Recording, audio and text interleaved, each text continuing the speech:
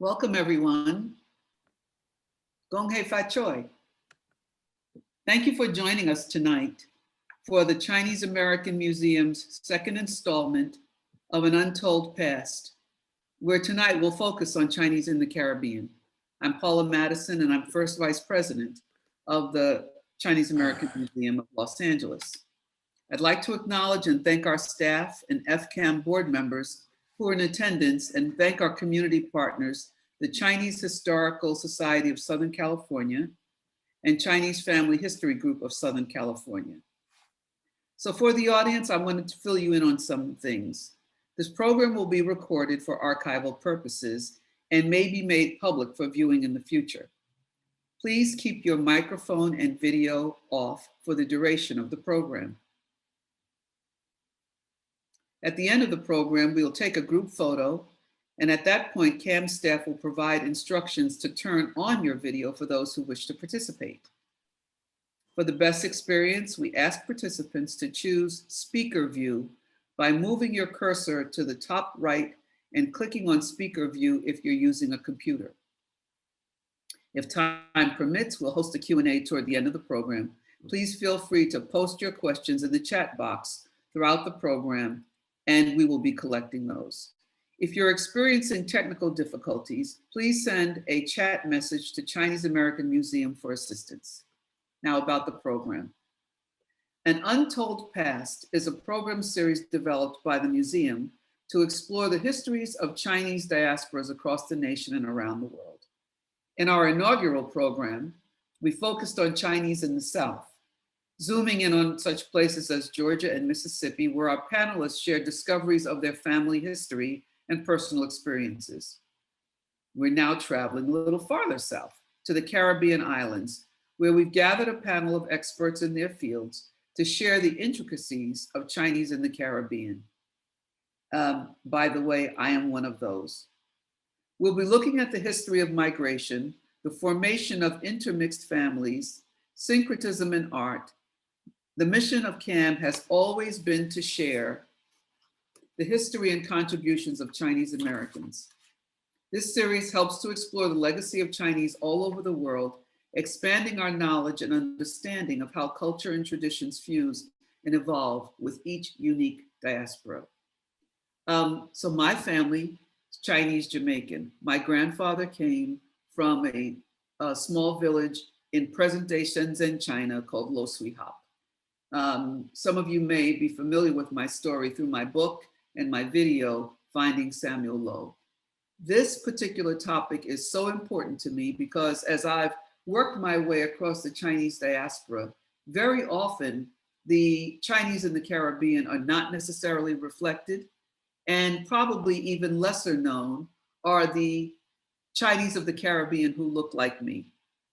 Now, tonight's program, I think, is going to be very stimulating because it's not only a conversation between scholars in the field, but we all happen to be colleagues and or friends.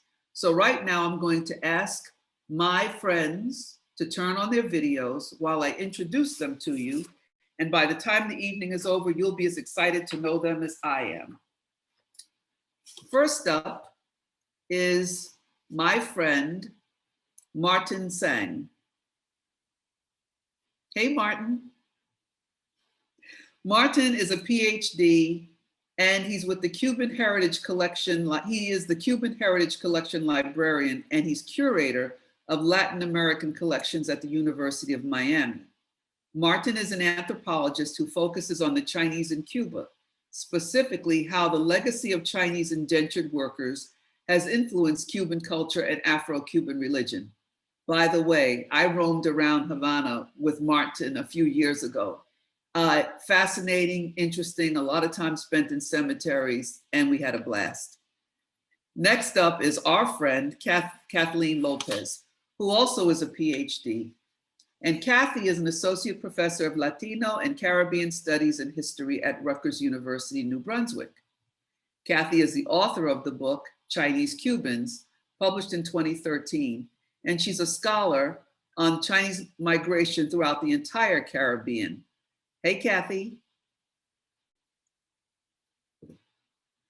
Thirdly is Alexandra Chang.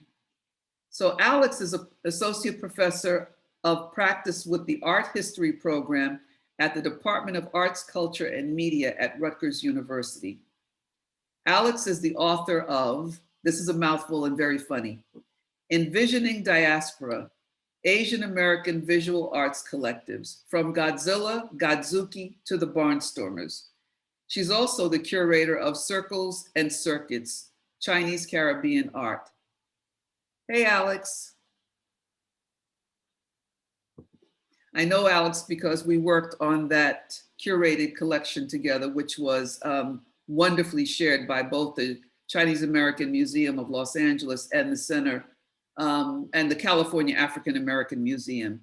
And last, but definitely not least, is our friend and their fellow scholar, because I'm not a scholar, Evelyn Hugh DeHart, also a PhD, a professor at Brown University, where she is a professor of history and American studies. Evelyn's focus is the Asian migration in Latin America and how these immigrants contributed to the societies and cultures, particularly of Cuba, Peru, and Mexico. And surprisingly to me, I met Evelyn maybe 3 years ago in Singapore. We all kind of roam around the world. So I met Evelyn in Singapore with a group of her students who she brought to see my documentary, Finding Samuel Lowe. So at this point, I'm going to hand off the program to Evelyn, who will begin her presentation, and we'll all come back after each of our scholars and presenters presents. So I'll see you all in a little while. I'm going to take my video down. Thank you. Can you all see my PowerPoint? Yes. Yes, good. Thank you. Good evening, everyone. Welcome. I am coming to you from Providence, Rhode Island, where we received a ton of snow, but I understand some of you are from the Caribbean, so I'm really envious of you. Thank you, Paula, for that wonderful introduction, and I want to get right to the material I have prepared for you, but I want to thank the museum and my fellow panelists for what promises to be a wonderful evening. So I want to talk about the mixed race Afro-Chinese Caribbean phenomenon. And let's get right to it. Oh, my slide is not moving, so thank you.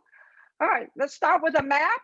These are the big islands of the Caribbean, surrounded by many small islands. And today you'll hear us talk about Cuba, Jamaica, and some of these other islands. So let me start with a bit of history. Chinese labor migration to the Caribbean in the 19th century, because that was when lots of Chinese came to the Caribbean. They came to replace African slavery after abolition in the British West Indies to Jamaica, Trinidad, Guyana, etc. About 18,000 arrived under 5-year contracts. And this is important. They were practically all men. They came to supplement African slave labor in Cuba in the 19th century because slavery was not abolished in Cuba until the very end of the 19th century at the time of Cuba's independence from Spain. And about 125,000 arrived under 8-year contracts, also practically all men, and they were commonly referred to as coolie, which is not a Chinese word. It's an Indian word, a Hindi or Urdu word for a low-pay, low-skilled, abject laborer. Now, I do want to remind everybody that the majority of work on Caribbean plantations through centuries of time were provided by millions of African slaves. Here is the map. The home origin of most of the Chinese who went to the Caribbean were from these two provinces of Guangdong and a smaller number from the province of Fujian. And for those in Guangdong province, they mostly came from the Pearl River Delta region, from these counties. So, and here are the routes, the voyages that the workers took. And you can see that to the Caribbean, because they have to go through the Indian Ocean and the Atlantic Ocean, it was a very long and arduous voyage. that took months at the time. Now, Chinese coolies to Cuba. Cuba, of all the islands in the Caribbean, received the largest number of Chinese labor migrants in the 19th century. As I said, they were almost all men. And to project the illusion that they were free men who voluntarily go overseas to work, the Chinese were called colonos asiáticos, or Asian colonists or settlers. And they were armed with these extraordinary documents, the contracts.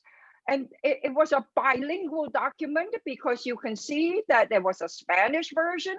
And in the Spanish version, the framing of this contract was that it was an emigration contract. But look, in the Chinese version, it was clearly stated that it's a voluntary labor contract. So I've circled the words in Chinese for those of you who read Chinese. And here's a lovely photo of a Chinese worker on a sugar plantation carting the sugar cane to the refinery house. Not surprisingly, the next generation of Chinese in the Caribbean were often of mixed heritage because the Chinese were almost all men. Mixed race Afro-Chinese throughout. They identified with and were accepted into both the Chinese Cuban communities and the Afro-Cuban communities. And this is a very special feature of the Chinese diaspora in the Caribbean. And I don't think there's a parallel anywhere else in the world. So let me end my presentation by introducing you to some notable Afro-Chinese Cubans. First off, Regino Pedroso, who was a celebrated Afro-Chinese Cuban poet. And what I love about what Nicolas Guillen said about him, which really describes the essence of the Afro-Chinese Cuban. Nicolas Guillen says of the blood or spiritual essence of his friend, he says, here one can see it flow like a wide and slow river whose waters pass through Asia and Africa before arriving in Cuba. A very famous collection of Pedroso's poems that he called Chinese poems is entitled La Ciruela de Yuan Pei Fu, the plum of Yuan Pei Fu. But the most famous of all of these Afro-Chinese Cubans was undoubtedly the great artist Wilfredo Lam, born in the heart of sugar production. Here's Wilfredo Lam. And Wilfredo Lam was a good friend of the great contemporary artists of his generation, such as Pablo Picasso. Here he is, Pablo Picasso, Wilfredo Lam, and the bullfighter. They were both aficionados of the bullfight. And here is the town. My slide is going too fast. Why is okay. Just a minute. Here I show you the town of Sagua La Grande, which is the town that Wilfredo Lam was born in 1902 in the Sugar Province. He was the son of a Chinese immigrant called Enrique Lam and an Afro-Cuban mother called Ana Serafina. And by Cuban law, he remained a Chinese citizen until he came of age. And here's some old photos of father and mother and two of his 6 sisters. And they lived in the street called Calle Tacon, which is the heart of the Chinese community. And you can still see the Chinese Association today called the Zhonghua Weiguan, the Casino Zhonghua, or the Chinese Association.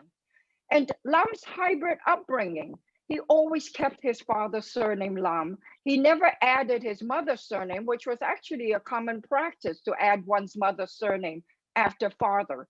He was proud of his literate father, who was quite elderly when he was born, and he described his father as muy culto intelectualmente y sus paisanos le tenían mucho respeto. He was well educated, much respected by his compatriots.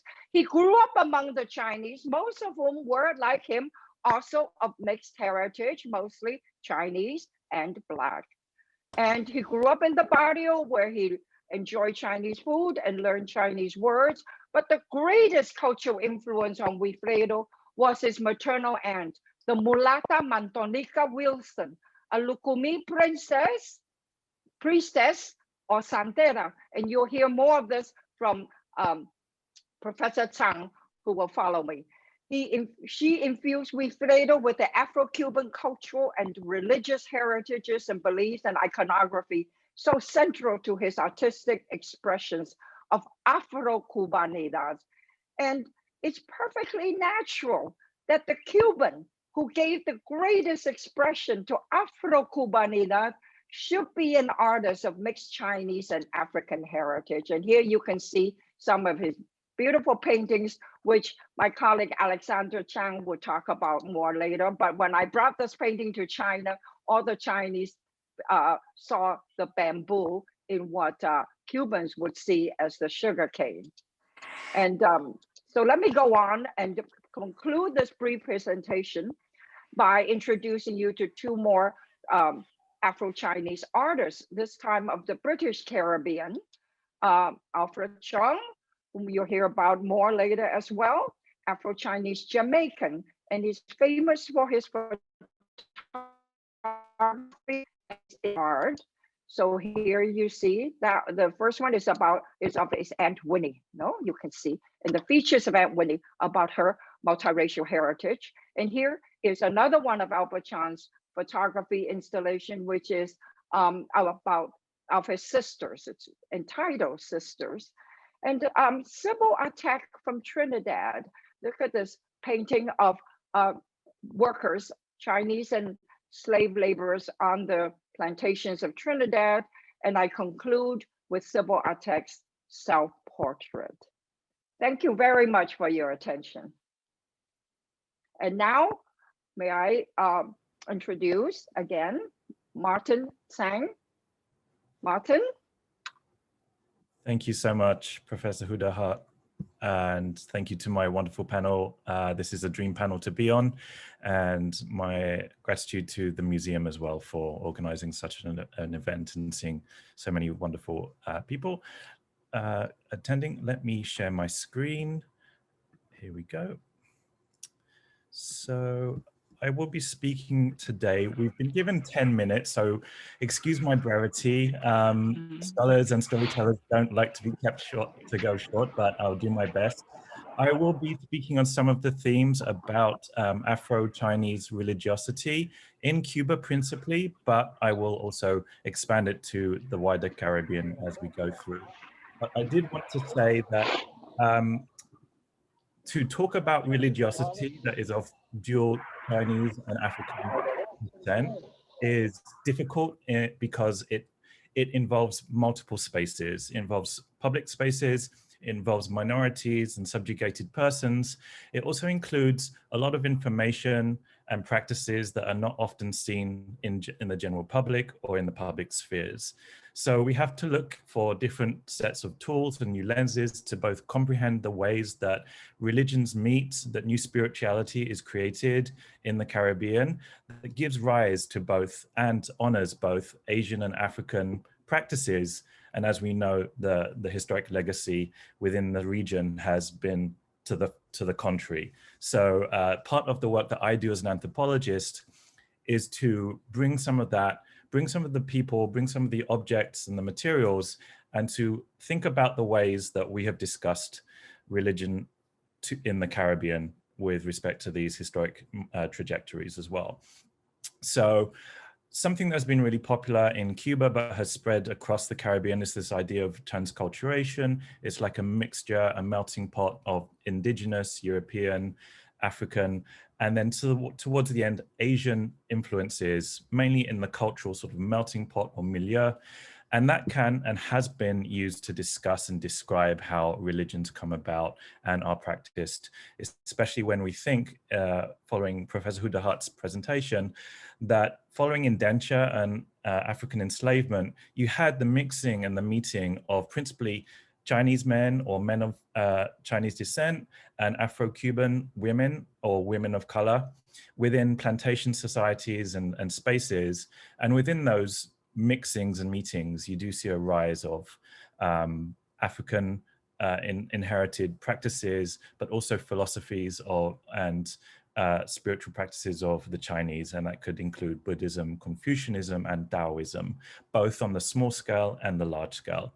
And to describe that, transculturation has been useful, and within the wider scope of Western religious investigation, it has been nominally labeled as syncretism, which immediately conjures an idea of, as we might know, an African deity in Cuba called an Orisha, for example, and a Catholic saint.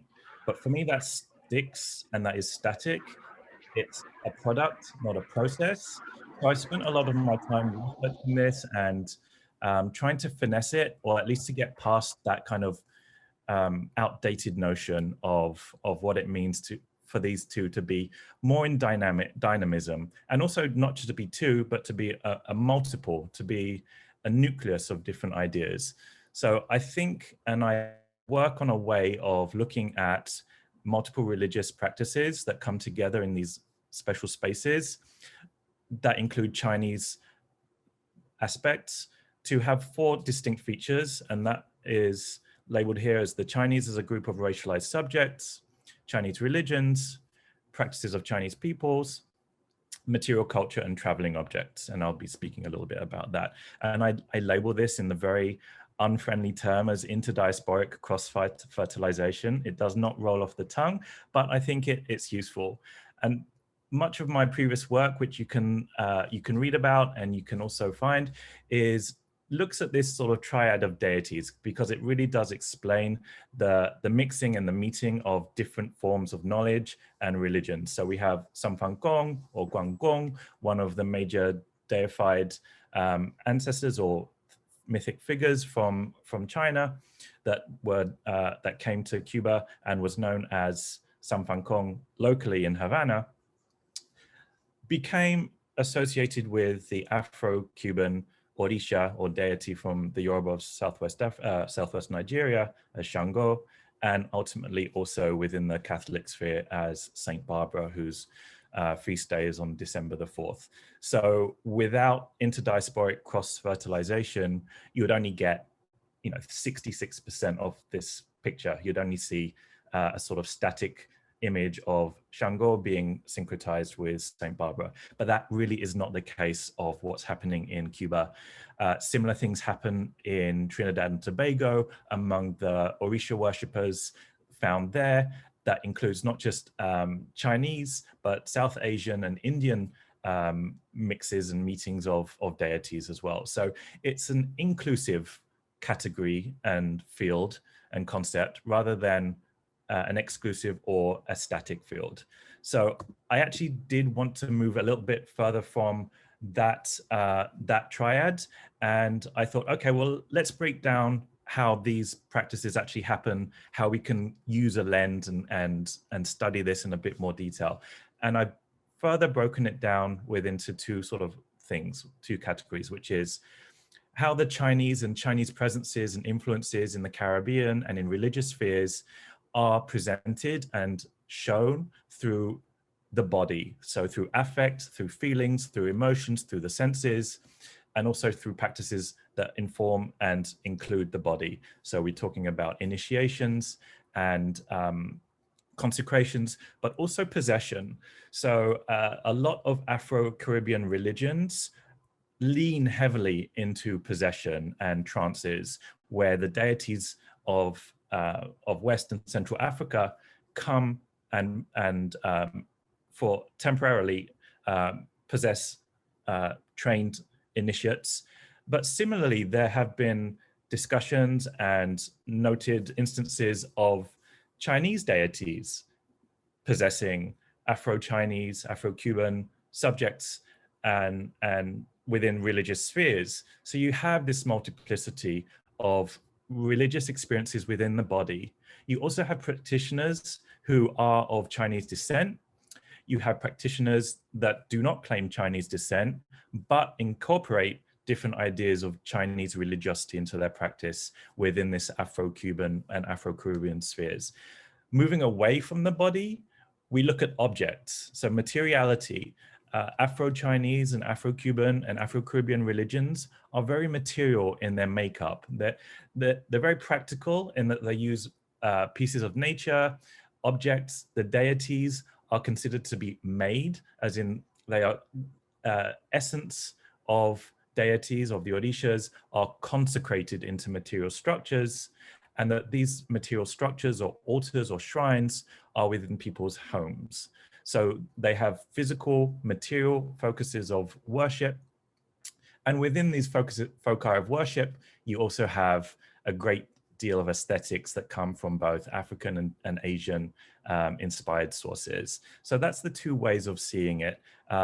Also within the trajectory of Afro-Chinese religion in Cuba, but also in Trinidad and Tobago, you see this mixing and this meeting happening from the 1800s. It's not something new. And it's also something quite widespread. You see it both within the public sphere, but you also see it and you can read it within initiated spheres. So people that are initiated or practice these religions, there's several other meanings and layers that can be read into symbolism. So if you do see a statue that looks Asian, it's not just an adornment, but it has meaning within the context of the religion as well. So moving on very briefly, this is one of my participants, Celia, who I have worked with very closely. She is in Havana. She is of Chinese descent. And you see here a little bit of the mixing of the embodiment, this consecrated shrine of one of the Orishas, flanked by Kuan Yin. But I wanted to show how within this idea of interdiasporic cross-fertilization, you move towards this mixing of ideas. So we have within this realm, we have La Caridad, who is the patroness of Cuba, who is also syncretized with Kuan Yin. And this is actually an image, a painting of Kuan Yin that hangs in the church of La Caridad, who is syncretized with Oshun within the Yoruba sphere, and that hangs in El Barrio Chino in Havana's Chinatown. This is a typical shrine for Oshun, the deity of survival and associated with love, one of the most respected Orishas that is syncretized both with Kuan Yin and with La Caridad, and you see the Chinese candlesticks there. In Sawa La Grande, where Wilfredo Lam is from, you see a great deal of Afro-Cuban and Afro-Chinese presence. On the left is a shrine for Oshun with what appears to be martial art brass adornments. And then you see on the right, a shrine in the household of a prominent priest here in Miami, further objects of Chinese origin that adorn his shrine of Oshun. And so just to wrap up very briefly, I did also want to show that Oshun, La Caridad, Kuan Yin, all of these different ethnicities and mixings within religious circles is not just within a sort of abstract or subjugated realm. These things do seep into and are celebrated within social media and within the world stage. So for example, we have a snapshot of Vogue Italia's website where there's comparison between Beyonce, her Lemonade visual album, and aspects of Oshun that come from Lukumi and Afro-Atlantic trajectories as well. So again, we only had 10 minutes. My apologies for moving very swiftly through these ideas, but I hope that we can continue to work through some of these through the questions. And in conclusion, I just want to give my thanks to my colleagues. And with great pleasure, I pass off the screen to Professor Kathy Lopez. Thank you very much.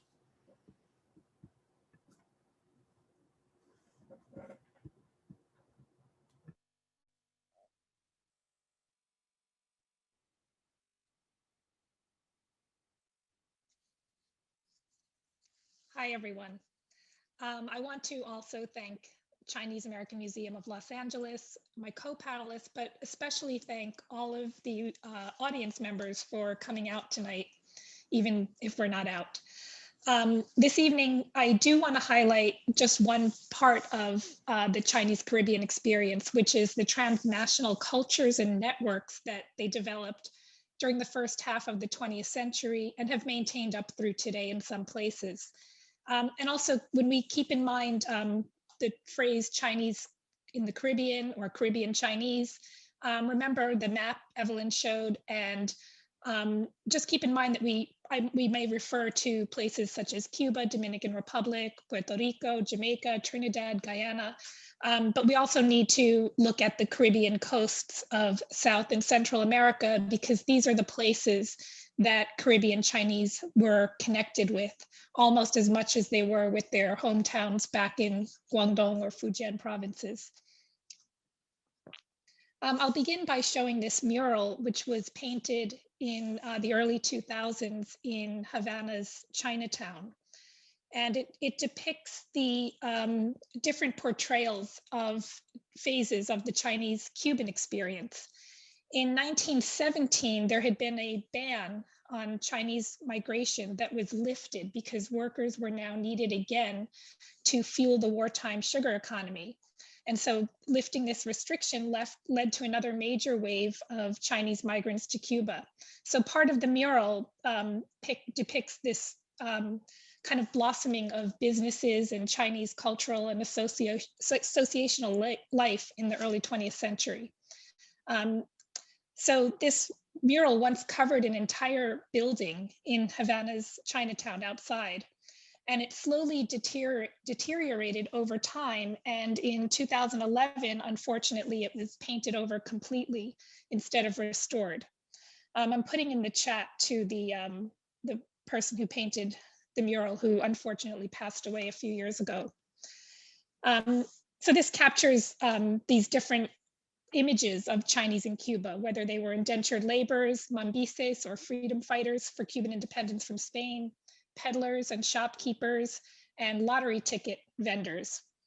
It also alludes to connections to quote unquote things Chinese. So you see images of dragons, pagodas, and other kinds of imagery. But it does reference that Chinese were determined to retain elements of their culture, even as they blended into and integrated with local communities. They also, as we know, shaped their home villages in Guangdong provinces through remittances and return trips.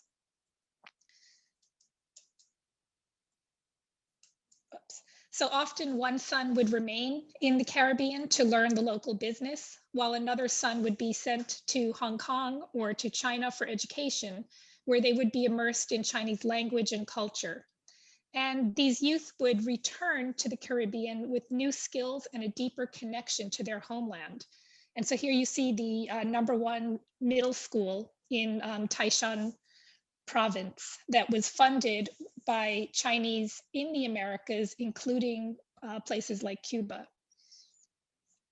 The Lui family, which I feature in my book prominently, demonstrates the tenacity of these kinds of transnational ties, even when families were separated by long stretches of time and distance, and without Western Union, of course. So this photo shows, on the left, shows Lui Fan and his fellow villagers who arrived in Cuba in 1918. His first stop was the surname association, or the kin association, where he was given a Cuban name, Francisco Luis. And he made a living peddling fruits and vegetables from door to door. Altogether, even though he was a fruit and vegetable peddler, he was able to save enough money to make 3 return trips, build a new house, marry, and he had 2 daughters in China. He also eventually began a family in Cuba, which was not uncommon among overseas Chinese migrants, especially those who lived in what we call bachelor communities, because many women stayed behind. So what might have been more uncommon is that Lui Fan facilitated letter writing between his 2 Cuban daughters and his 2 Chinese daughters. And he eventually, he named his daughters Lourdes and Violeta, but he also gave them Chinese names. It wasn't until 2001, he died in 1975. And in 2001, when I was doing research in Guangdong province, I was able to locate his 2 Chinese daughters, and they eventually did reconnect with the Cuban sisters, who they always had thought of as sister number 3 and sister number 4. So the 4 sisters never met in person, but they were able to communicate again this time through email and sending photos and letters. By the 1920s, Chinese merchant communities had developed across the Caribbean. So almost every country that had a major Chinese population would have different businesses, associations like this one from Havana. And these associations provided mutual aid for immigrants and also social and cultural programs for locally born children, even of mixed descent. I'm just seeing that someone said I should turn up the volume. All right, I'll just keep going. Okay, great. So I should turn off the chat actually. So some of the shops sold luxury goods such as porcelain and silks, and they were actually transnational import businesses that had connections back to Hong Kong, maybe to Lima, to San Francisco. But almost every town in Cuba, Jamaica, and Trinidad also had small Chinese-run businesses that served the local populations. So in this photo, which is from Havana, we see how the shop became a local hangout of sorts for neighbors. And in some cases, in some stories we have from Cuba are that the shop owners actually adopted local Cuban children and helped take care of them after school or when their parents were working, and became another kind of, part of the family. So it kind of belies this idea that Chinese in the Caribbean were always a part and were exclusive. In 1959, after the Cuban Revolution, many Chinese did leave for places like Miami, New York, and elsewhere, but most actually stayed during that first decade after the Cuban Revolution. And it wasn't until 1968 when the small businesses were nationalized that Chinese shopkeepers were forced to make a decision to work for the state or to find another means of making a living. And so it's in places like Trinidad and Jamaica, and more recently Dominican Republic, where you see the continuance of these shops from the early 20th century, as well as new businesses that are thriving. Publications, newspapers were also a very essential way for Chinese in the Caribbean to maintain transnational ties and so for their own communities in the Caribbean locale, but also get news from the homeland. But maybe perhaps more importantly, the publications also could speak to the younger locally born generations who may not read Chinese. So the newspaper on the left is the main Chinese nationalist newspaper from Havana. There were several altogether. And the one on the right is a bi-weekly magazine from Jamaica that was actually published in English so that locally born would be able to read it. And it had things like feature stories, letters to the editor, and then celebrations of families and achievements of children, as well as some of the problems that the communities faced. After the, sorry, I can't seem to get it to go. There we go. So after the Cuban Revolution, the only remaining Chinese publication was the Chinese Communist paper, which you see here an issue from 1974 in the middle. And this newspaper had been forced underground in the early decades of the 20th century. And the other photos show some of the difficulties of maintaining Chinese publications in Cuba today, especially. The press is over 100 years old and the characters need to be hand set. And when I went to visit, they were actually trying to fix the press. So it publishes from time to time now, but there no longer is a regularly published Chinese newspaper in Cuba. We also have the opera, which there's been some wonderful work done on the remaining Chinese Cuban opera singers who were trained as young girls to sing Cantonese opera, even though they did not know the language. And so they kind of learned it from a libretto. And to this day, they are able to remember some of these performances. And then today, Cuba has been hit hard, like all of us, but Cuba's been especially hit hard by the global pandemic and the economic crisis. And it's impacting the ability for these associations to remain open. But one of the key roles that they play today, and including with some outside support from China, as well as state promotion, is to preserve and promote Chinese Cuban or Chinese cultural traditions in Cuba for all Cuban youth, not just people of Chinese descent. And then finally, I'll end with, we know that there was a huge diaspora of Chinese Caribbean to places like Miami, New York, Toronto, and Vancouver, where different Jamaican restaurants sprang up and some of the traditions were replicated. And many of you know La Caridad in New York City, which unfortunately closed recently due to the pandemic. But this was a place where people went for nostalgia and also to just experience Cuban food, which the Chinese were known for making in Cuba itself. Thank you. And now I will pass on to Alex Chang.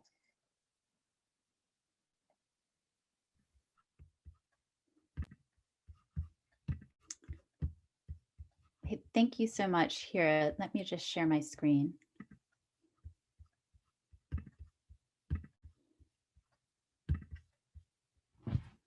So thank you so much, Kathy, and all the panelists, and also Paula. And I wanted to also thank the Chinese American Museum in California African American Museum, and in particular, Stephen Wong, who was the curator at the time, to ask me to come and co-curate what would become the Circles and Circuits Chinese Caribbean Art Exhibitions. And so I'm going to be talking about them today. I'm also really thankful to Paula because she was instrumental in the partnership between the California African American Museum and the very hope to even have an Asian Caribbean art exhibition. And also note that this partnership was very important also because it mirrored the content of the exhibition in ways including the idea of how the narratives of communities, including that of African and Chinese diasporas in the Americas, are not separate, and that solidarity is not new among these communities. So the exhibition, oh, and the images are of the exhibition, just to let you know that, within the two museums. The exhibition, Circles and Circuits, brought together the Afro-Asian histories of migration, labor, slavery, and colonization in the Caribbean, which we have been hearing about, and also to think of intersections and solidarities among artists and thinkers from the Caribbean to the UK, Paris, Toronto, New York, and DC. This was done through the notion of artist circles of influence, how to think about, rather than inclusion, this idea of inclusion, an idea that artists are inherently working within a situated and contextualized basis among their peers with shared ideas and through the idea of movement and pipelines of thought. So really woven and enmeshed histories, right? So telling it like that. And for example, we can take a look at two artists, Amy Leung Pan, from Trinidad, Chinese Caribbean artists, as well as Sybil Atek. So Pang and Atek, who in the 1930s and 40s really brought together major groups of artists through two different groups. With Pang, it was with the Trinidad Independence, and we're going to talk a little bit about that. And then both of them helped establish the Art Society of Trinidad and Tobago, which still exists. So Amy Leung Pang, along with other artists such as Hugh Stottlemyre and thinkers such as C.L.R. James, Alfred Gomez, among others, created a pipeline of thought. So here's just some images of the exhibition we included of different artists such as Hugh Stottlemyre and you can see in the back images with Sybil Attek that Evelyn Huda showed, that portrait, right? And then here is an image on your left. In the ink painting is 2 works by Amy Liang Pan, Obaya Man, and Prince and the Slave, made in 79. On the right, you can see the works of Sybil Attek, of Nina Squires for Homemaker magazine, and also a drawing of Bosco Holder that she did as well. So these were, within their circle of friends and influences. So Sybil Attek studied in London, Lima, and at the School of the Fine Arts in Washington University, Missouri, while Max Beckman was also teaching there. She brought back a new school of modernist painting in Trinidad, which was actually outcast by the mainstream at the time, that was engaged with legacies of painting. The mainstream was really engaged with the legacies of painting of colonial landscapes. And so this is just some of the paintings that she's done. So this is Belle from 1956.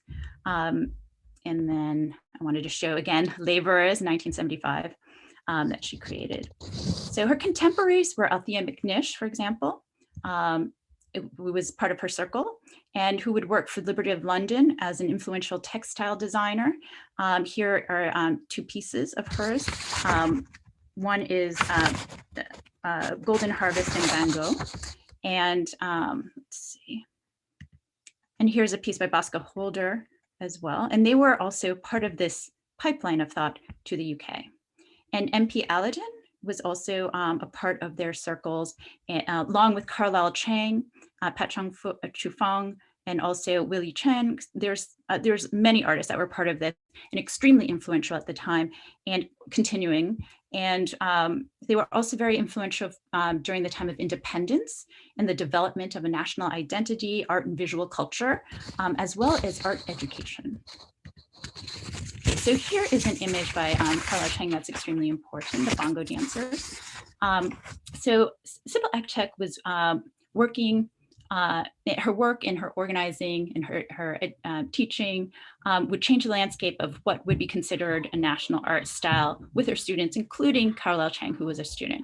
And he traveled to London and New York, as well as Jamaica, gathering influences through those experiences, including living in an Upper West Side apartment building in New York City that was the home to many Asian American artists, including from Hawaii, Reuben Tam, who was influential to him. And he also picked up the use of thick vanillite paint during this time in the US, which he implemented in bongo dancers, and you see in many of his works afterwards. And he's altered his style of painting and brought narratives of the everyday into his work. And this painting was the reason for the breakup and change up in the art society that was extremely pivotal at the time. And so he was portraying cultural practices painted about the Caribbean. And this is a reproduction that we had for the exhibition of his 50-foot mural. This was not 50 feet, as you can tell, but it was created in 1962 just during independence, right? And really symbolized for many, the feeling of the time. Unfortunately, it was destroyed with a lot of controversy later on. Okay, so also Wilfredo Lam. So Evelyn had mentioned Wilfredo as well. I'm not going to go too deeply into his work because I want to show you the wealth of the many works of the folks. But I did want to talk a bit about him. He was an artist who moved also between Paris, New York, Cuba, and also Martinique, where he met Aimé Césaire and was greatly influenced by his work on the idea of negritude. He also was influenced by others, including Edouard Glissant. But there was a conversation that was produced with the influence of solidarity movements at the time, from Pan-Africanism to thinking about third world solidarities, for example, and globally, the Bandung conference was happening in '55. There was much happening. Here is a cadaver esquisse in which is called Le Jeu de Marseille, that he created, this card deck collaboration with surrealists who were held up in the south of France awaiting transport during World War II, fleeing the Nazi occupation. So here are 2 close-ups of works that he collaborated on with Notre-Dame and Alice. Here are his paintings, Croisière Noire, etching actually in aquatints from 72. And you can really see here, this is a little bit later in his work. And as Evelyn was saying, he was very influenced by Montanica Wilson, and also different images, hybrid forms, animal, human hybrid forms, totems, and his interest in Santeria religious deities. And so you can see that in these forms that you see here within his work, Croisière Noire, which was a collaboration with a surrealist writer, Mandiarg. And let's see. Oh, I wanted to mention also that it was also, his interest in Cold War politics was also imbued in this work. But if you wanted to read more about Santeria religion imbued in his work, I would suggest to read the work of Julia Hertzberg, who was an advisor to the show, because she specifically has worked greatly in that. Okay, other circles in the exhibition were beyond artists, were carried through family as well. And so there are many actually artist families, and included in the exhibition, we have the work of, on the right, you'll see Flora Fung, this gorgeous piece. And this is the Virgin of the Caribbean. And it was created, let me see, 2009. And she is the mother of Lee and Liang Dominguez Fun, and is an ex-partner with Nelson Dominguez, who is also a very famous artist in Cuba.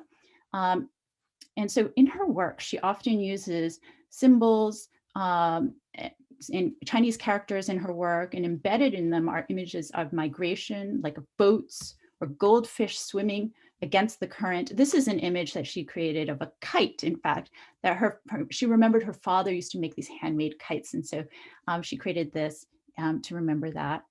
But also, like palm trees caught in the wind.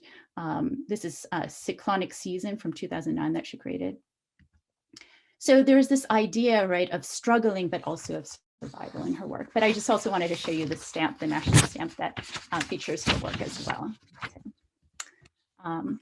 So while we were, Steve and I were in Havana, and actually with Evelyn, we were at a family association. We saw the work of Liang Fan. We were wondering, who is this artist? And it turned out to be her daughter. And she does these wonderful prints. She works with Nelson Dominguez in a very important print shop in Cuba that actually collaborates with many different artists. But she also makes her own work that is very much about the body, about birth, about her birth, but also about this idea of, in the center here, we have this image about the protector of travelers, so also about immigration.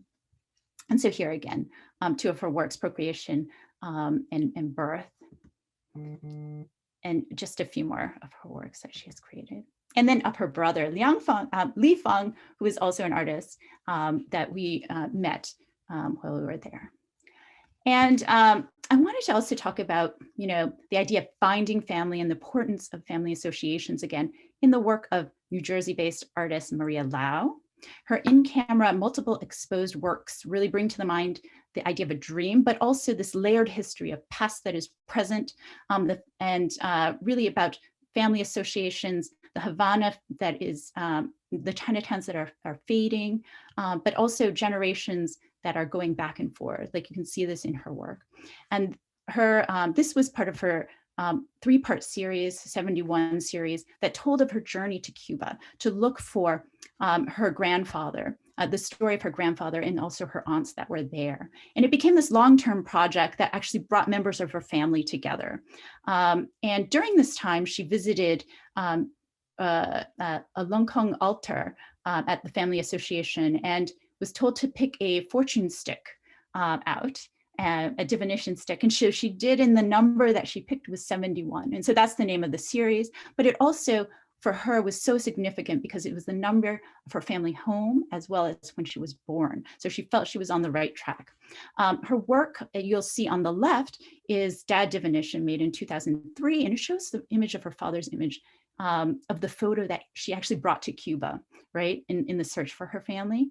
And also this digital collage really also shows an overlay of the definition sticks that are actually from New York, right? They aren't the ones from Cuba, but I also want to talk about New York-based Cuban Chinese artist Katerina Wong, and her work based on the memory of her first visit to her family in Cuba, where her mother came from. And so she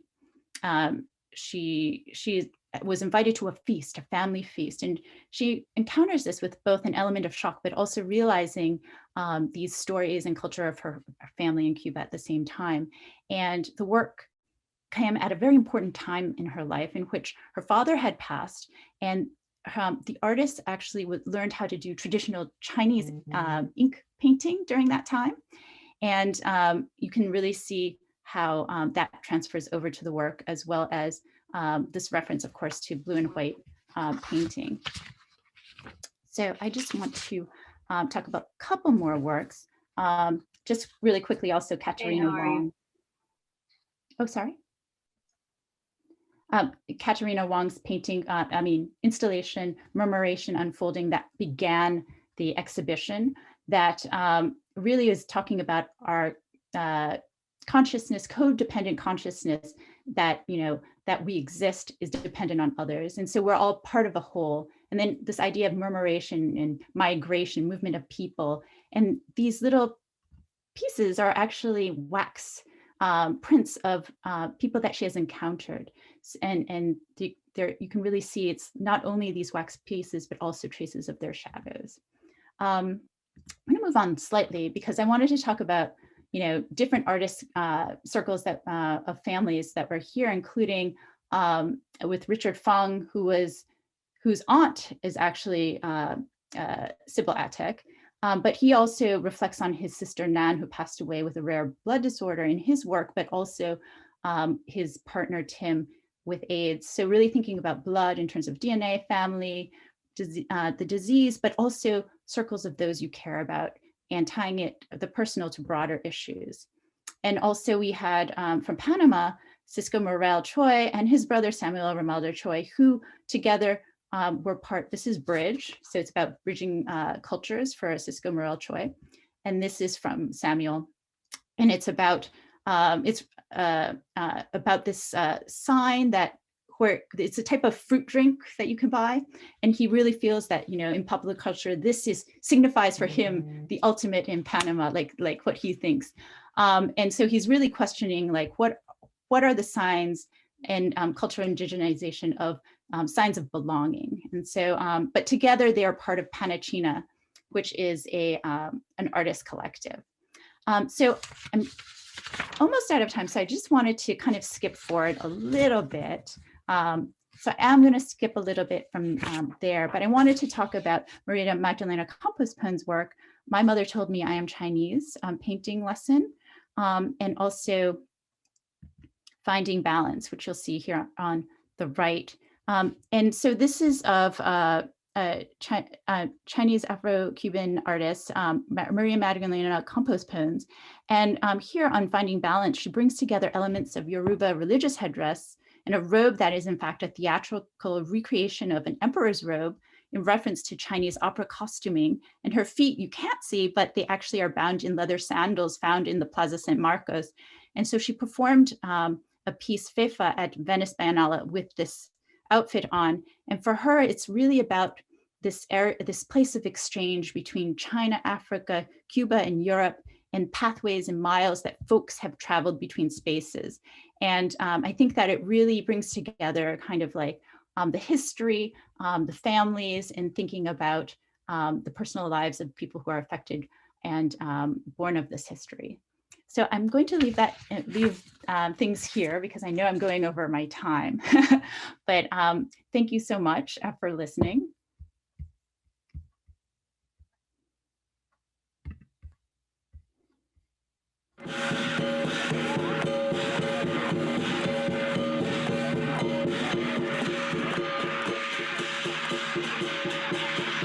My name is Paula Williams Madison. My name in Hakka is Lo Xiaona, and I have been coming here since 2012 when I first discovered my grandfather's family here in Shenzhen. My grandfather went to Jamaica in 1905. He met two native local women as his partners. One of those women was my grandmother. She had for him one daughter. My mother, years later, migrated to the United States. My mother and her father never saw each other again from the time she was 3 years old.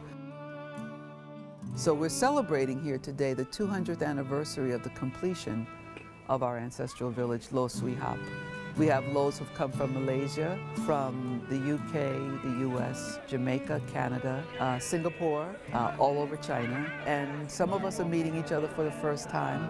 And for us, the coming back together means coming here to Lo Sui Hap, to China, which for all of us is our home, because we have the same blood, and we have the same goals, and we have the same ancestors, and this is our village.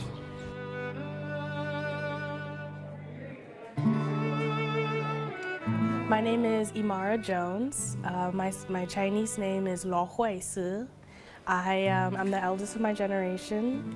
I came here to Shenzhen from Chicago. This is my third time here. It's definitely very unique, very interesting, very special for me to be part of this family. I always knew I was Chinese because I knew my grandmother, my great-grandmother now, and she looked Chinese, and I knew being part of her, even though I don't look like her, I feel lucky to be able to talk about it, having come to Shenzhen, having come to Lo Sui Hap, and seeing the pictures, looking at the genealogy book, and having that much information fills me with pride.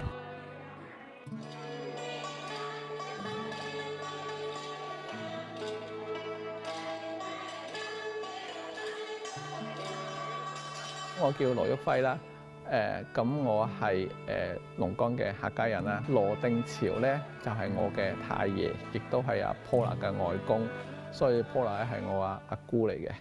我好開心能夠見到佢啦，好大一個影響嘅，因為我之前咧我係覺得即係我屋企人唔算話好團結嗰種人嚟嘅，但係後尾佢翻咗嚟之後，發現其實有好多嘢會影響咗我哋咯，即係使我哋個家庭啊，大家聚會嘅時間更多啦，即係使我哋家庭之間嗰個聯繫亦親密咗啦。I want them to come home, even if we do it once a year or once every 2 years or once every 4 years, but come home. I think that it's important that all of our family members can have the opportunity to even just come back every once in a while, if you don't want to be like me who comes 4 or 5 times a year. But come back and know that you're connected, you're grounded, you're not floating alone in the world.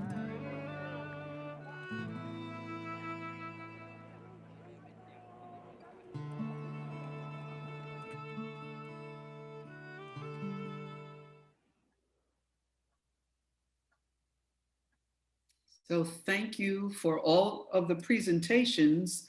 I'll explain just a little bit about that video, which was taken by South China Morning Post on the occasion of the 200th anniversary of the completion of my family's ancestral village in present-day Lo Sui Hap. Everybody who you saw in that video, from the little twin boys to my grandniece to the women who you saw dancing, they're all in my family. They're all Los. And that celebration was attended by 2,000 Los who came from around the world. I actually want to take a moment here because I've been going through the chat, and I want to call out the names of the nations, the cities that people said they were joining from, just so we get an idea of, the transnationalism, the families, the broad spectrum of how the Chinese went throughout the Caribbean and Latin America, and putting the word out in social media that this event was happening tonight pulled people in from all of these places. So just indulge me for a moment. You may be fascinated. Antigua, Trinidad, Miami, Toronto, New York, Guyana, Los Angeles, Cabo San Lucas, New York City, Vancouver, Barbuda, Panama, San Francisco, Mexico City, Tampa, Philadelphia, Brooklyn, Puerto Rico, Singapore, Taiwan, Argentina, Aruba, Curacao, Bonaire, Melbourne, Australia, Barbados, and the Philippines. I thought to my fellow panelists, my heart leapt with joy that so many people from so many different parts of the Latin Central American experience showed up in this location tonight because they wanted to hear more and learn more, where we don't usually hear our stories told. My applause to the Chinese American Museum of Los Angeles. And yes, I am first vice president, but we don't often see ourselves as mixed race Chinese reflected in some of the more longstanding Chinese institutions. So having said that, and looking at all of us, right? So all of us who are here, some of us are mixed race, some not. Certainly some of us are of the Caribbean, some not. But the point here is when we come together and we are exploring and taking a look at the common bonds, it sounded like the most common bond, as I was listening to all of you, really had to do with family, religion, and culture, right? So I'd like this to be an open discussion. I really don't want to direct a question to one or the other, because as I started out saying, we're all friends and colleagues. So let's kick that around for a while. What is the bond here? Solid. Who's that? Unmute your mics and let's hear what you think. Martin, what do you think? Well, definitely, it's a journey that we've taken together. I've known some of you for years, and you've also shaped my thinking and my understanding, both as a scholar and as a diasporic Chinese person. Even if I haven't met you, you've been a part of my life, and I've also been able to share some really amazing moments. As you said, Paula, just roaming around Havana as well. And it is a case of we find ourselves between that mixture of our personal pasts and where we find ourselves right now.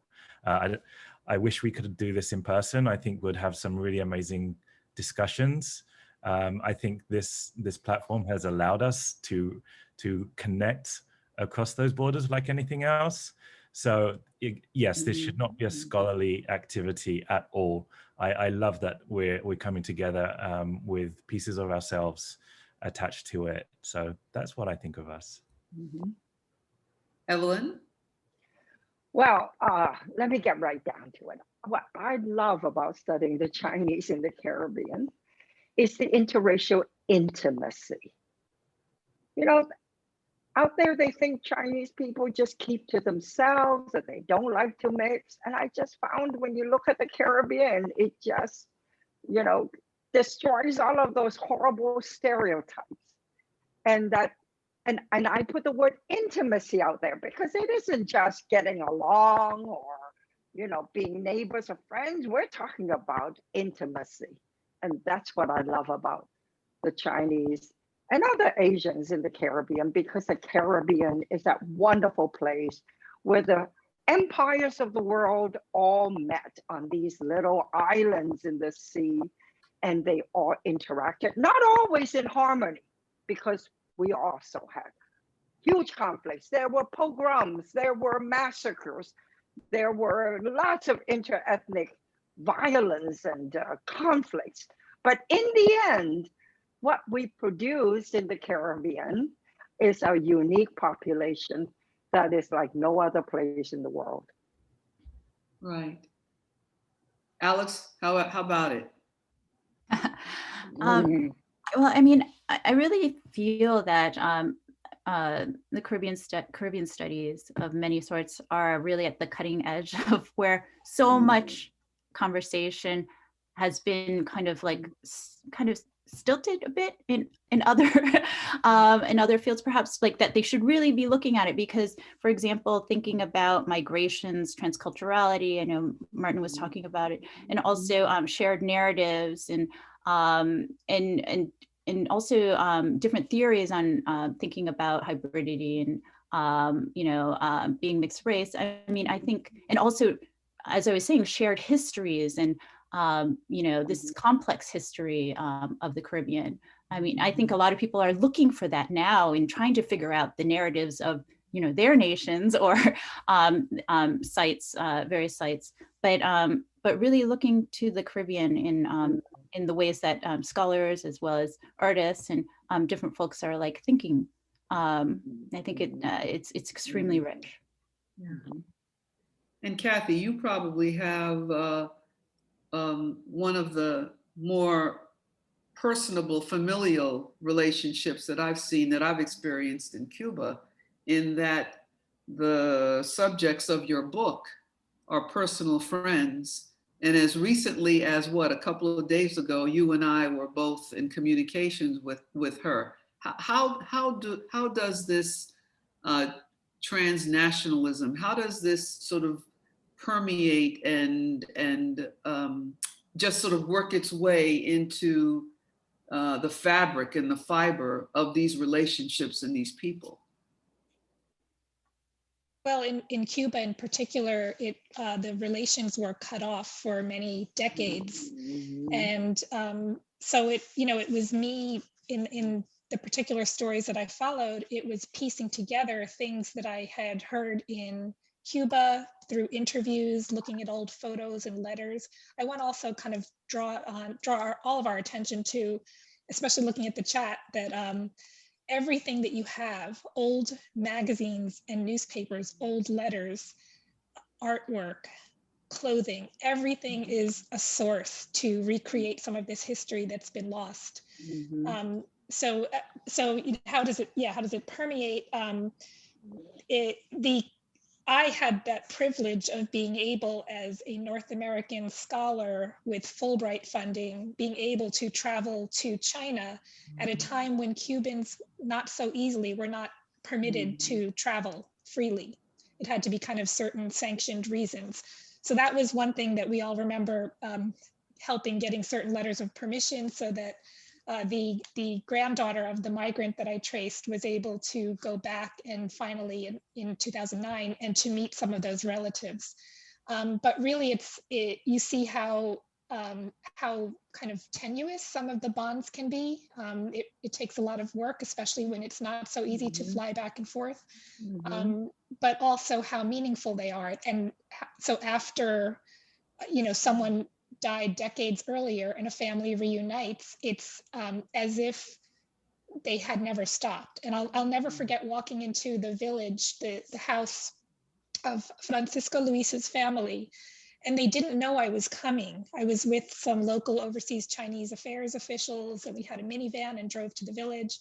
And we walked in, and on the wall were photos from Cuba that had been there for decades. And it was the same photos that I showed of the two small sisters in Cuba at the piano, the one that's on my book cover. So the photos never left the wall. The people were all, and also the Cuban side was inscribed into the family tablets. So the bonds are, are meaningful. Thank you. We are going to, we have a bunch of questions from the chat. So I'm going to turn to Rachelle now to share some of those questions with us so that we can start to tackle those. Sure. All right. So one of the questions was, can you all hear me okay? Yes. Okay. What role do Chinese associations play in Caribbean cultures, particularly with respect to new arrivals? Well, I can just mention that in Jamaica, the Jamaican Benevolent Society had a multi-story building. Some of these things got translated into being called bachelor's quarters, but they housed the men who came over as workers and who were not allowed to bring their wives nor families. So a lot of these associations in many ways provided a support, not only a social support, but a financial support, an organizational support for immigrants who were getting off, in many instances, boats, didn't speak the language, and really did need to be handheld and welcomed into however limited the society was, because some went to work on plantations, some went to work in what in Jamaica we colloquially call Chinese shops. But for instance, the one in Jamaica, my grandfather, who arrived in 1905 at the age of 15, we researched and found that his wedding was performed in the hall of the Benevolent Association. I had never known that. So the wedding and the reception were both performed in the hall. And society was built around that. I will back up and let them talk about, for example, the Casino Chonghua in Cuba, which is quite. You, Paula, Yes. I showed you the photo of the Casino Chonghua. Casino is the Cuban Spanish word for an association. The Spaniards had their casinos. So the Chinese took that same word. It is not a gambling place. It's not what we think of as Nevada casino. But I think it's important to note, and I went through it very quickly. When we think of Chinese, I sometimes don't like to use that word because China is a big place with lots of different local languages, cultures, affiliations. We're talking about a group of very homogeneous Chinese from a few counties primarily in South China, in the province of Guangdong, up the Pearl River Delta, where you saw Paula's family, the Hakka village. And Kathy talked about it too, because she showed Toisan. Toisan is one of those counties. And next to it was Sanhui. Those were the two counties that brought over the majority of the Chinese to plan. Now think about it. They were very homogeneous. They spoke the same language, they understood each other, they had the same networks, they had extended families. And that's why these associations, which organize these immigrants, providing mutual aid and help, it was not a difficult thing for them to do, because let me tell you, Chinese people in general are not that united. No, if you don't speak the same language, you don't like each other, or you don't necessarily lend each other money and help each other get jobs. So I want to disabuse everybody right away that this word Chinese sometimes I think is inadequate or inappropriate. So I began to use the term Cantonese, or even more specific, Toisanese. And some of you out there in the audience know what I mean when I talk about Toisanyan. You see, they're very united and they are very homogeneous. But their enemy was the Hakka.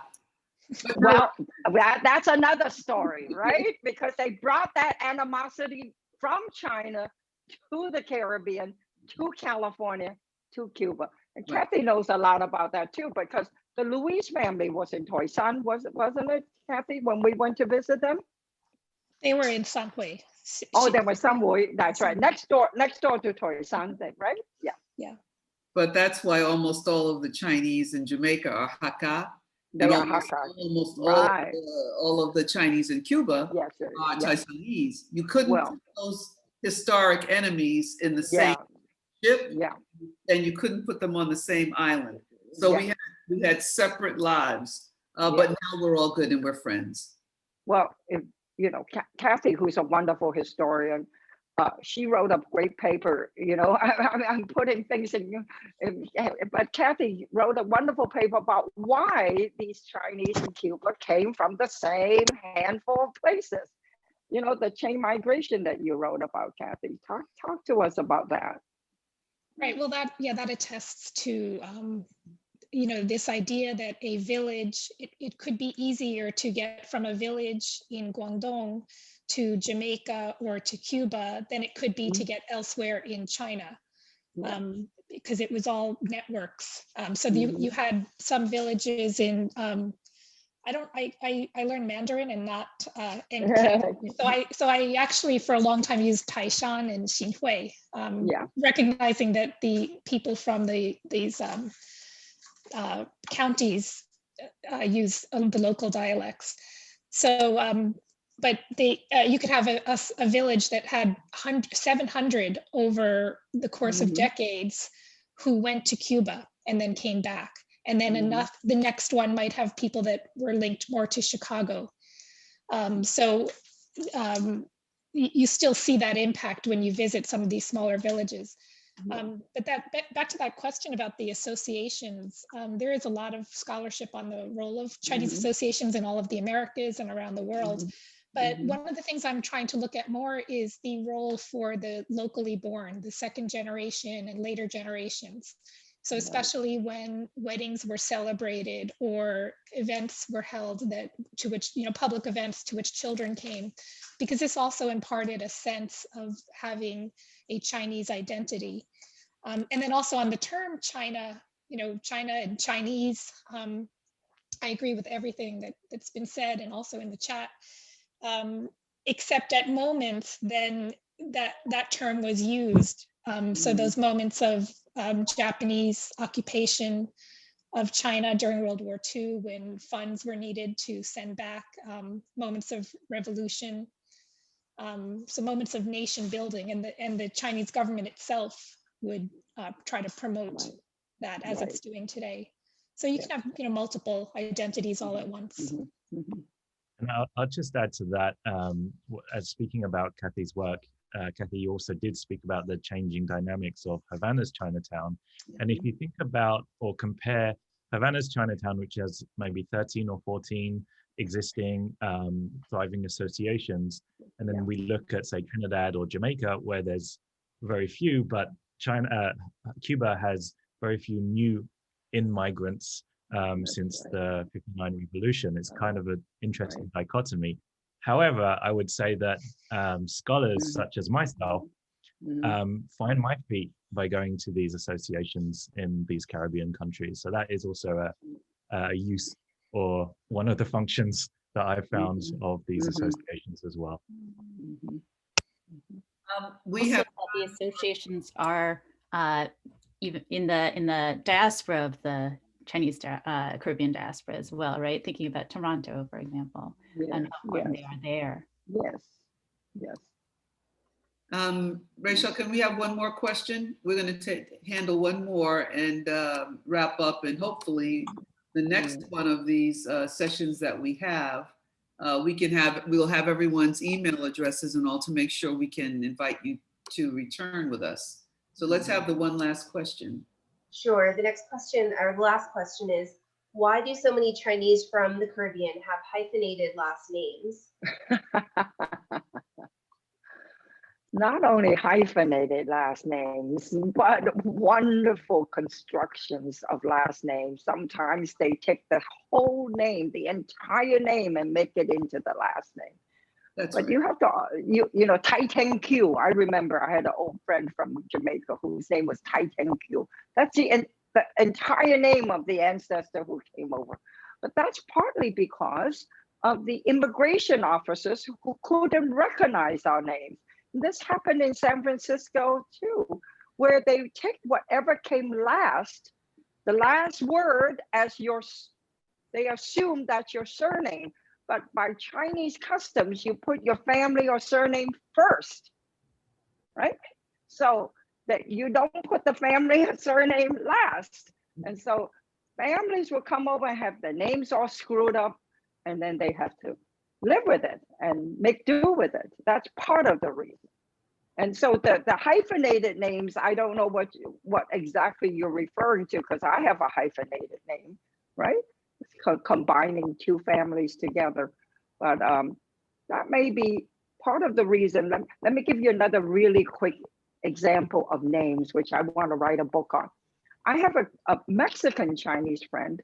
Her name is Monica Cinco, C-I-N-C-O. You say, well, what kind of Spanish name is that? Cinco, it's not a Spanish name. It isn't.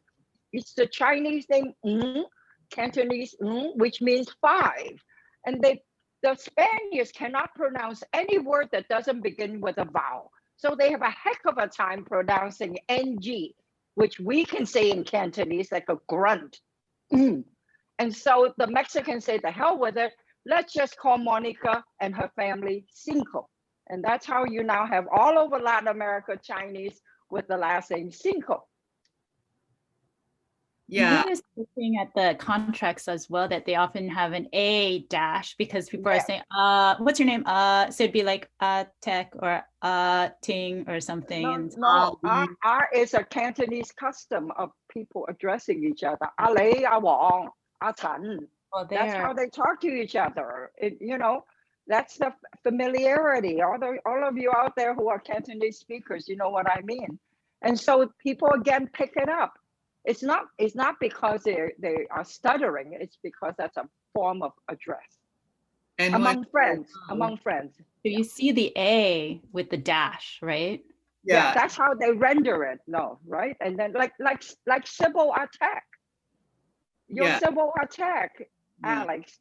Her family was probably Tech, and then their father was called Attack, and then that became the whole family name. I have encountered people who were trying to find, you know, because I've done family search, and they're trying to find their families, and they're looking for a name that might be Awi. Yeah. A-H, in Jamaica it would be A-H-W-E. Yeah. And then with some more research and understanding, you find out, drop the A-H in order to find what the ancestral name really was. But I met a gentleman when I was searching for my family, and his name, wonderful gentleman in Toronto named Raymond Lodenquee. Yeah, Lodenquee, the whole name, Lodenquee. Yeah. Their name was changed from Luo, L-U-O, to Lodenquee because his grand uncle, when he arrived, his name was Lodenquee. They got the surname. That's what I mean. They take the whole name. And they take the whole that's right. name. That's right. So it's just, you know, but I learned something else that in my family became very, very important to us. And that's the poem, you know, that Chinese families would have a poem written about the family. And each generation would take one word from the poem so that became the generation name for the boys and the generation name for the girls. So my family lost its poem, and my family's commissioned a new one. But in the meantime, all the women of my generation who are law, our generation name is, so my name is Luo Xiao Na. Xiao is my generation name for the women. It means happiness or laughter. Xiao is my given name. It means beauty. So all the women of my generation are Lo Xiao something, right? And it's a beautiful tradition, but it also helps you figure out what generation this person might have been in.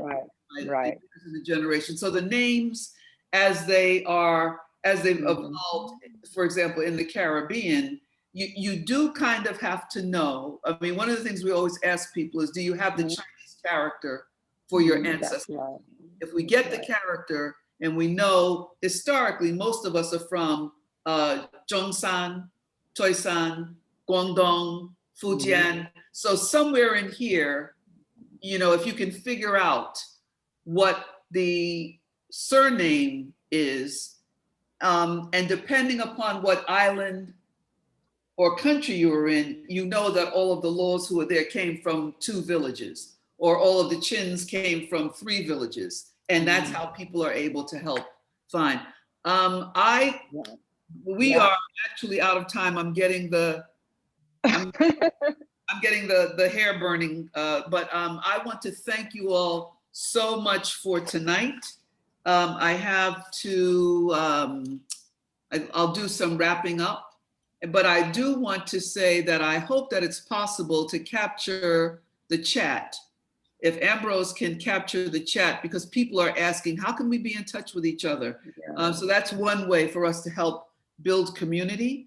I do think that I certainly enjoyed tonight. I hope you all did. So I'm going to now thank our community partners. Our community partners are the Chinese Historical Society of Southern California and the Chinese Family History Group of Southern California. Our next program is Tea Talk with Global Tea Master Yoon Hee Kim Part 2, which will take place on February 9th at 5 p.m. I certainly do want to thank our panelists tonight. These are people who I tell you, I know most of you don't know them, but we've had a lot of fun and a lot of laughs all around, from Asia to the Caribbean, Yeah. to the United States. But you know, we're buddies. I look forward to seeing you all again when we can, oh Lord, when we can travel again freely and see each other and share more experiences. So thank you to you all. I'm going to also ask that for everyone who attended tonight, please know that the Chinese American Museum, this was a free event. We're happy to service the topic and bring you all in and create more community. In the box, if you are so inclined, do please consider making a donation to CAM. Donation of any size will make a difference, and the information is contained within camla.org. Donate now. Ambrose says that to watch the first program in the series, which was Chinese Americans in the South, you can visit it on YouTube, but go to our website, camla.org, and there will be a link there. That one was wonderful because it featured Baldwin Chu and Larissa Lamb and some other people as we worked our way across the southern states in the United States, where a lot of people don't realize significant numbers of people of the Chinese diaspora were present there. And with that, I want to thank you, Martin. Thank you, Evelyn. Thank you, Kathy. Thank you, Alex. I hope to see all of you again, but my heart is really hoping that I'm going to run into somebody in Singapore, which was one of my favorite locations. Thank you to the friends of the Chinese American Museum. The board is on. It looked to me, and I'm not sure, but I think we were approaching 500 attendees at one point. So this was a popular program. I hope that we'll have an opportunity to work again and see you all again. And thank you everyone for joining us tonight. Thank you so much.